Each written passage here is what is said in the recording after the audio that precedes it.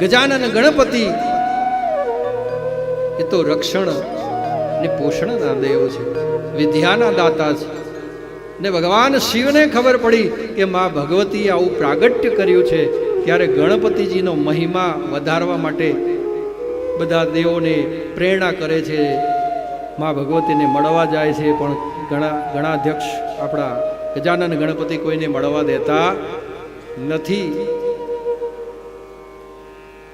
અને સૃષ્ટિનો ક્રમ પણ રહે એના માટે શિવજીએ લીલા કરી અને એ શક્તિ તત્વ ઉપર એક પુરુષ તત્વ એટલે કે ગજમુખ બેસાડી. આની પાછળનું બહુ મોટું રહસ્ય છે. ગણેશ પુરાણ કરીએ ને તો ગણપતિના બહુ વિશેષ જાણવા આપણને મળે. પણ એવા ગજાનન ગણપતિ મહારાજ કે જેમના વગર કોઈ કાર્ય સિદ્ધ થતું નથી, સિદ્ધિના દાતા છે.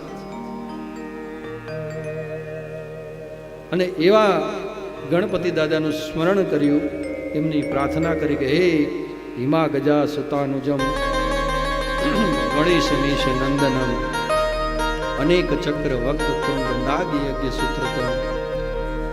તમે આવો અને મારી અરજીને તમે સ્વીકારો. અને જ્યારે વેદવ્યાસજીનો આવો ભાવ જોયો એટલે ગણપતિ ત્યાં આવે છે, ગણપતિ દાદા પ્રગટ થાય છે. વેદવ્યાસજી ગણપતિની સ્તુતિ કરે છે, એમની વંદના કરે છે, એમના આશીર્વાદ પ્રાપ્ત કરે છે. અને ગણપતિજી કહે છે કે બોલો વેદવ્યાસજી, હું તમારું શું કાર્ય સિદ્ધ કરું, શું વરદાન તમને આપું? એટલે વેદવ્યાસજી કહે છે કે મારે વરદાન તો બીજું કંઈ નથી જોતું ભગવાન, પણ તમને મારે કાર્ય સોંપવું છે કે હું પરબ્રહ્મ પરમાત્મા ભગવાન શ્રી હરિ નારાયણના સ્વરૂપોનું વર્ણન કરવા જઈ રહ્યો છું. અને એમાં તમારા જેવા કોઈ લેહિયા નથી.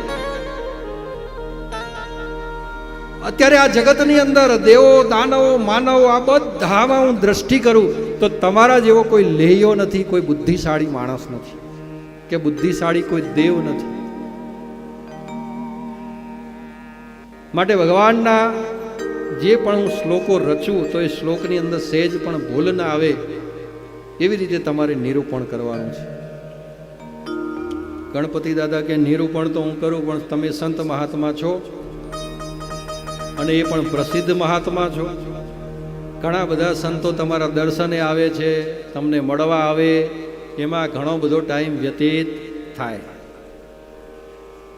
એટલે તમે શ્લોક બોલો ને હું લખું એવું કાર્ય કરવું હોય તો આપણે કરીએ. બાકી મળવા આવે ને પછી થોડો ટાઈમ વિક્ષેપ પાડો ને પછી થાય એવું મને ના ફાવે. પરબ્રહ્મ પરમાત્માનું જ્યાં નિરૂપણ થતું હોય અને એનું લેખન કાર્ય હોય તો મારે એની અંદર કોઈ પણ જાતનું વિઘ્ન ના જોઈએ. કોઈ પણ વ્યક્તિને મળવાનું નહીં, તમે બોલો અને હું લખું. એ રીતે પરબ્રહ્મ પરમાત્માનું કાર્ય કરવું હોય તો હું તૈયાર છું. વેદવ્યાસજી કે એ રીતે કાર્ય કરો. આપણે અહીંયા નેમિસારણ્ય ક્ષેત્રમાંથી છેક બદ્રી વિશાલ જતા રહીએ અને ત્યાં એક ગુફા છે, મેં બનાવી છે, બધા પુરાણોની રચના મેં ત્યાં કરી છે. તમને રહેવાની વ્યવસ્થા કરી દઉં, તમે પણ ત્યાં એક ગુફામાં રહો. એટલે ત્યાં ગણેશ ગુફા બી છે ને વ્યાસ ગુફા છે, જે બદ્રીનાથ માના બોર્ડર ગયા હશો તો તમે જોઈ હશે કદાચ. એટલે ત્યાં સંપૂર્ણ ભાગવતજી છે એનું નિરૂપણ થયું. એક એક શ્લોક લખાયો. એ ભાગવતજીનો એક એક શ્લોક ગજાનન ગણપતિએ લખ્યો છે. અને એ પણ એમને વિચારીને જ્યારે વેદવ્યાસજીને પોતાના નિત્યક્રમ પરવારવા ઊભું થવું હોય ત્યારે જાણી જોઈને એક શ્લોક એવો મૂકી દે કે એની રચના કરતા કરતા થોડી ગણપતિ દાદાને વાર લાગે એવા 5-10 શ્લોકનું કામ આપીને જાય. એની સંધિ સમાસ બધું સરખું કરે ત્યાં સુધીમાં વેદવ્યાસજી પોતાનું નિત્ય કર્મ પરવારી અને પાછા આવી ગયા. એટલે ભાગવતજીને લખવાવાળા લેહિયા એવા મળ્યા છે કે જે ભગવાનના કાર્યમાં કોઈ વિક્ષેપ ના પડે. ભગવાનની કથા કહેવા માટે પછી વક્તા પણ એવા મળ્યા. જ્યારે ભાગવતજીની રચના થઈ ગઈ. શિવજીનું આહવાન કરે છે, શિવજી આવે છે, શિવજી પાસે પ્રાર્થના કરે છે. વેદવ્યાસજી કે મારી ઉંમર થઈ ગઈ છે, હાથ પણ ધ્રુજવા લાગે છે, પણ મારે પુત્રની કામના છે. મને એવો પુત્ર આપો કે જે આ ભાગવતનો પ્રચાર અને પ્રસાર કરી શકે, જેનામાં સંપૂર્ણ વૈરાગ્ય હોય. એ શિવજી કહે કે એવા મારા સિવાય તો મને કોઈ દેખાતું નથી. એટલે મારા જ અંશાત્મક સ્વરૂપે તમારા ત્યાં જન્મ થશે અને હું જ આ ભાગવતજીનો પ્રચાર પ્રસાર કરીશ. એવી રીતે શુક મહારાજ જે છે એ સ્વયં ભગવાન શિવનું સ્વરૂપ છે. શુક મહારાજ જે છે એ ભાગવતજીનો પ્રચાર પ્રસાર કરે છે ને એવી રીતે વેદવ્યાસજીના પુત્ર તરીકે જન્મ લઈ આ વેદવ્યાસજી જન્મ્યા એ પણ 9 મહિને માતાના ગર્ભમાંથી બહાર નીકળે તો એમને 9 મહિને બહાર નથી આવ્યા, 14 વર્ષે બહાર આવ્યા છે ગર્ભમાંથી.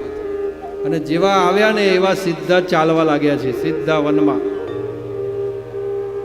અને જેવા વનમાં જતા તો પુત્ર પુત્ર કરીને વેદવ્યાસજી એમની પાછળ જતા તો એમના બદલે જવાબ વૃક્ષોએ આપ્યો એમને કે તમારો પુત્ર પાછો નહીં આવે, એ તો પરમ વૈરાગી છે, તપયોગી છે.